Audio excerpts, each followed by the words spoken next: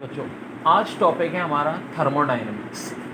Thermodynamics में first law of thermodynamics, second law of thermodynamics, वैसे zero law of thermodynamics भी होता है। वो क्या होता है? Heat loss by hot body is equal to heat gain by cold body. अब सवाल ये पैदा होता है उसको जीरो नाम क्यों दिया गया? देखो, जीरो लॉ आया था फर्स्ट लॉ और सेकंड लॉ के बाद, तो अब बोलोगे सर थर्ड क्यों नहीं नाम दिया? अरे इंपॉर्टेंट है, सबसे बेसिक लॉ है। फर्स्ट लॉ से भी ज़्यादा बेसिक बात तो किसमें? जीरो लॉ में। Heat loss by hot body is equal to heat gain by cold body. ये वजह है कि फिर हमने उसको क्या नाम दिया? Zero law of thermodynamics. First law Helmholtz ने दिया था पाकिस्तान बनने से ठीक 100 साल पहले। अमाउंट ऑफ हीट सप्लाई में आधी इंटरनल एनर्जी चेंज पे यूज होगी, आधी वर्डन में। अब इंटरनल एनर्जी को फिजिक्स में ज़्यादातर यू से जाहिर करते हैं, केमिस्ट्री में ई से जाहिर करते हैं। अच्छा, डब्ल्यू जो होता है वर्डन, जो के बराबर होता है पी डब्ल्यू। देखो, फिजिक्स में थर्मोडायनेमिक्स का chapter, anything related to heat और टेम्परेचर इज कॉल्ड थर्मोडायनेमिक्स।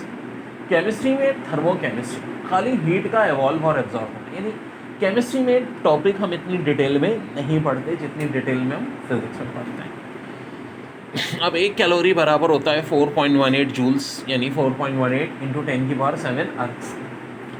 और एक जूल बराबर होता है 0.239 कैलोरी, यानी 10⁻⁷ अर्थ। ये कन्वर्जन बड़े इंपॉर्टेंट है, एमसीक्यूज में भी आते हैं, न्यूमेरिकल में भी यूज़ होता है।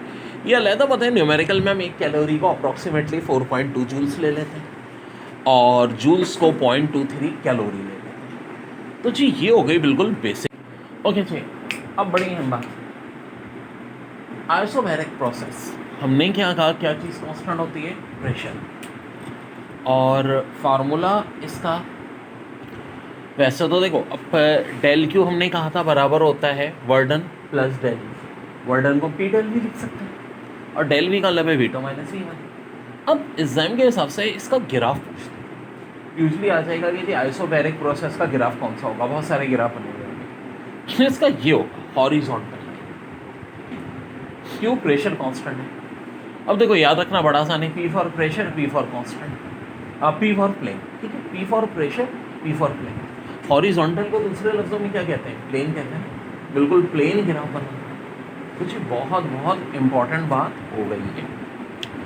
इसी तरह हम और भी बहुत कुछ अभी करना है, यहाँ तक नोट डाउन कर लीजिए पहले। ठीक है, बड़ी अच्छी एमसीक्यूज पास पेपर की विद द यूजुअल नोटेशन।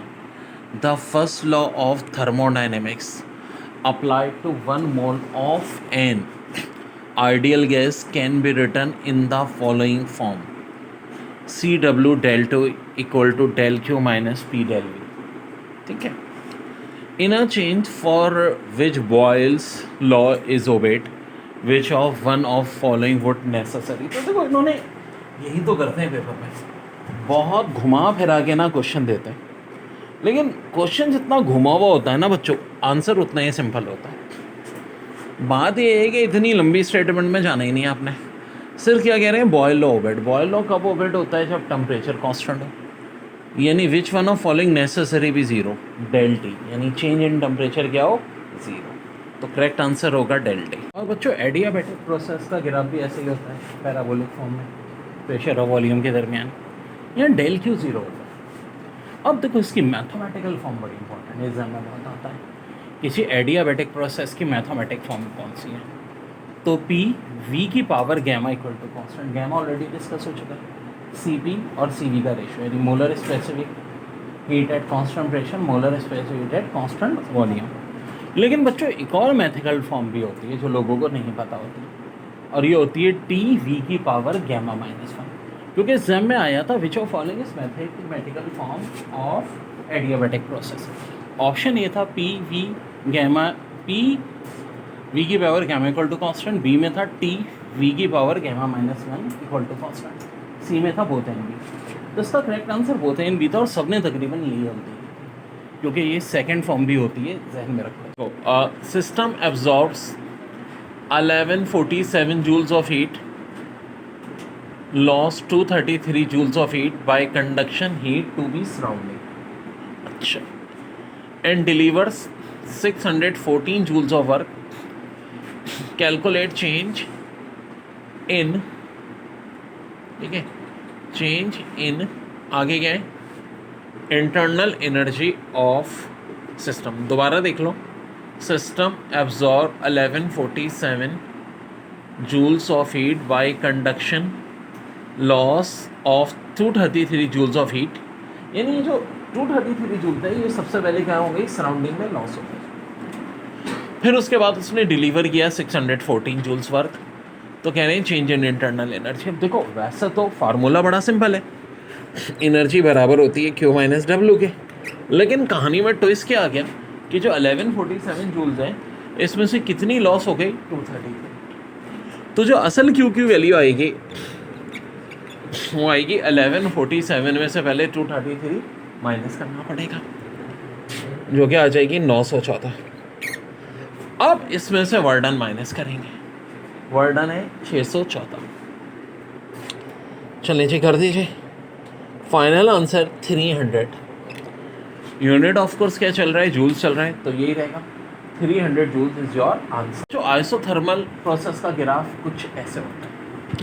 एक बात ये है कि मैथमेटिकली हम ये कहेंगे pressure into volume equal to constant, क्योंकि टेम्परेचर कांस्टेंट है, PV equal to constant. Of course Boyle's law में भी सीधा रहा होता है, और ज़ाहिर है बॉयल्स लॉ का एनालॉगी भी है, तो ये भी आ जाता है कि जी आइसोथर्मल की मैथमेटिकल एक्सप्रेशन एक तो यही है del Q equal to del W, दूसरी क्या है P V equal to constant. तो ऐसे भी तो आ सकता है P V equal to constant जनाब किस लॉ की एप्लीकेशन है, तो आइसोथर्मल प्रोसेस कौन सी की, आइसोथर्मल। देखो आइसो का मतलब होता है एक जैसा, और यहाँ हम किसको एक जैसा रख रहे हैं, टेम्परेचर को कॉन्स्टेंट रख रहे हैं, आइसोथर्मल। लास्ट एप्लीकेशन है एडियाबैटिक प्रोसेस, जिसमें हम कहते हैं नो हीट फ्लो इन और आउट फ्रॉम द सिस्टम, यानी कि अब की दफ़ा क्या जीरो होता है, डेल क्यू। तो देखो डेल यू बराबर किसके हो जाता है, माइनस डेल डब्ल्यू। ग्राफ इसका भी वैसे ही है जैसा कि आइसोथर्मल का एडियाबैटिक का भी कर्व वाला है, लेकिन मैथमेटिकली चेंज है। वहाँ P V equal to constant था, यहाँ पी वी की power gamma equal to constant है। और गैमा क्या होता है, पहले भी जिक्र करता रहा हूँ मैं, molar specific heat at constant pressure divide by molar specific heat at constant volume, इनका क्या होता है भाई, रेशो होता है। तो बहुत इंपॉर्टेंट हो गया भाई यहाँ तक मामला। Gas receive amount of heat equal to 110 joules and perform 40 joules of work. The change in internal energy of the gases, तो चीज़ का फार्मूला होता है del U equal to del Q minus del W. अब del U आपको चाहिए, del Q कितना दिया है 110, डेल डब्ल्यू कितना है 40। 110 में से जब 40 माइनस करोगे तो क्या आ जाएगा 70 जूल्स, और यही आपका आंसर हो जाएगा बच्चों। ठीक है, बात ये थी कि यहाँ पे क्या हो रहा है कि परफॉर्म वर्ड डन पॉजिटिव है, वर्ड डन पॉजिटिव है, तो डेल डब्ल्यू का जो साइन है वो 40 पॉजिटिव 40 रहेगा। यह लहदा बात है, फार्मूले में चूँकि माइनस है, हाँ word done on the system होता है तो डब्ल्यू पे नेगेटिव होता है, जो कि यहाँ नहीं है, तो सीधा साधा हो जाएगा। 110 में से हम क्या कर देंगे, माइनस कर देंगे 40, आंसर। ओके बच्चों, बड़ा ही इंपॉर्टेंट है। फिर इसके बाद आइसोकोरिक प्रोसेस। आइसोकोरिक प्रोसेस में आखिर चीज़ क्या चीज़ कांस्टेंट होती है, तो वॉल्यूम कांस्टेंट होती है, यानी del V equal to zero. Del V zero का मतलब है डेल डब्ल्यू भी जीरो के बराबर है, चेंज इन वर्टर। अब बच्चों देखो बड़ी अहम बात, यहाँ पे क्या होता है, वॉल्यूम क्या होता है, कांस्टेंट होता है, ठीक है, वॉल्यूम कांस्टेंट होता है। तो ये हमारा ग्राफ बन जाता है प्रेशर और वॉल्यूम, प्रेशर और वॉल्यूम, ये ग्राफ बनता है। और डेल क्यू हम बराबर कहते हैं किसके होता है, डेल यू। वर्डन बिल्कुल ज़ीरो हो जाएगा, प्रेशर कांस्टेंट हो जाएगा। ये प्रोसेस कहलाता है हमारा आइसोकोरिक। तो आइसोकोरिक की मैथमेटिकल इक्वेशन पूछते हैं एमसीक्यूज में, del Q equal to del U, या ये भी आ जाएगा कि del Q equal to del U किस प्रोसेस की एप्लीकेशन है। तो ऑफकोर्स ये किस प्रोसेस की एप्लीकेशन है, आइसोकोरिक। हम जब पढ़ते हैं isothermal process first law of thermodynamics की एप्लीकेशन में, इसमें होता है temperature constant.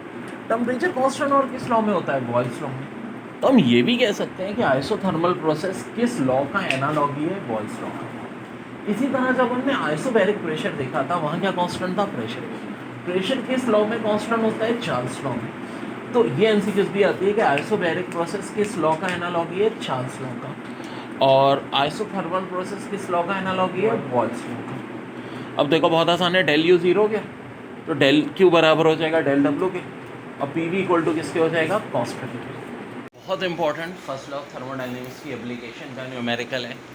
In certain process 100 calorie of heat is added to system. चले भाई मान लिया 100 कैलोरी ऑफ हीट एडिड हो रही है सिस्टम को, and 20 joules work on surrounding, और 20 जूल्स वर्क किस पे कर रही है, सराउंडिंग पे। The internal energy of the system is, internal energy of system पूछी है। तो देखो हमारे फर्स्ट लॉ ऑफ थर्मोडायनेमिक्स का formula Q equal to E plus W या U plus W. Internal energy को केमिस्ट्री की बुक्स में E से रिप्रेजेंट किया होता है, फिजिक्स में U से। W वर्क डन है। अब ये जो अमाउंट ऑफ हीट सप्लाई है यानी सिस्टम में आ रही है Q, ये 100 कैलोरी दी है। एक कैलोरी अप्रॉक्सीमेटली 4.2 जूल्स होता है, वैसे 4.18 होता है, और वर्क डन 20 जूल्स है। सो भाई हम फार्मूले में पुट कर देंगे Q की जगह 420, W की जगह 20, इस तरह हमारी इंटरनल एनर्जी आ जाएगी। 420 में से 20 माइनस करने कितनी हो जाएगी, 400 जूल्स, और यही बच्चों हमारा आंसर हो जाएगा। अब एक बात देखो, U प्लस होने का मतलब है इंटरनल एनर्जी इंक्रीज हो रही है, कभी U माइनस आए तो इसका मतलब क्या होगा कि इंटरनल एनर्जी डिक्रीज हो रही है।